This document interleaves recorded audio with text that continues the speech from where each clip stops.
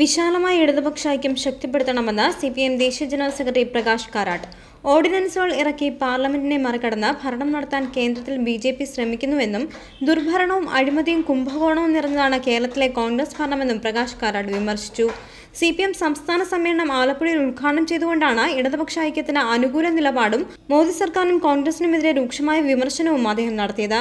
BJP RSS സംയുക്ത സമിതിയാണ് രാജ്യത്തെ ഇന്ന് നയിക്കുന്നതെന്നും അതിന്റെ ദൂഷ്യഫലങ്ങൾ ഖർവാപ്പസിയിലൂടെയും അഭിപ്രായ സ്വാതന്ത്ര്യത്തിനുമേലുള്ള കടന്നുകയറ്റത്തിലൂടെയും നാം അനുഭവിക്കേണ്ടി വന്നിരിക്കുകയാണെന്നും അദ്ദേഹം ആരോപിച്ചു. കേരളത്തിൽ കോൺഗ്രസിന് ബദലായി ഒരു രാഷ്ട്രീയ വികസന പാത സ്വീകരിക്കണമെന്നും ഉദ്ഘാടന പ്രസംഗത്തിൽ അദ്ദേഹം പറഞ്ഞുവച്ചു. കോടിയേരി ബാലകൃഷ്ണൻ ചടങ്ങിൽ അധ്യക്ഷത വഹിച്ചു. ജി സുധാകരൻ MLA സ്വാഗതം ആശംസിച്ചു. തനത് ശൈലിയിൽ നടത്തിയ സ്വാഗത പ്രസംഗത്തിലൂടെ ഏവരുടെയും കയ്യടി നേടാൻ സുധാകരന് സാധിച്ചു. സ്വാഗത പ്രസംഗത്തിലെ അവസാന വരികൾ CPM സംസ്ഥാന സെക്രട്ടറി പിണറായി വിജയനെ പ്രശംസിച്ചുകൊണ്ടുള്ളതായിരുന്നു. അതേസമയം വലിയ ചുടുകാട് രക്തസാക്ഷി മണ്ഡപത്തിലും കളർകോട് പ്രത്യേകം സജ്ജമാക്കിയ രക്തസാക്ഷി മണ്ഡപത്തിലും പുഷ്പചക്രങ്ങൾ അർപ്പിച്ച് മുഷ്ടി ചുരുട്ടി അഭിവാദ്യങ്ങൾ അർപ്പിച്ചതിനു ശേഷമാണ് സമ്മേളന ചടങ്ങുകൾക്ക് തുടക്കം കുറിച്ചത്. കളർകോട് P. കൃഷ്ണപിള്ള നഗറിൽ മുതിർന്ന കമ്മ്യൂണിസ്റ്റ് നേതാവ് VS അച്യുതാനന്ദൻ ചെങ്കൊടി ഉയർത്തി സംസ്ഥാന സമ്മേളനത്തിന് ആരംഭം കുറിച്ചു.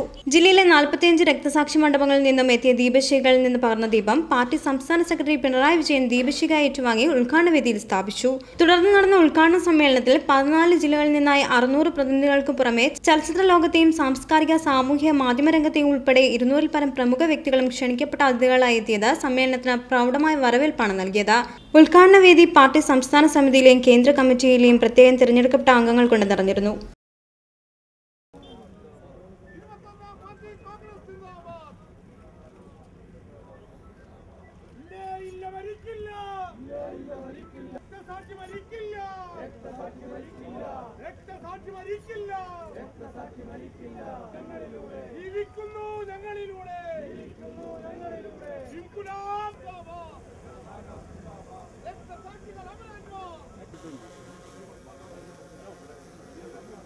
State Secretary Tumburma, Kendra Committee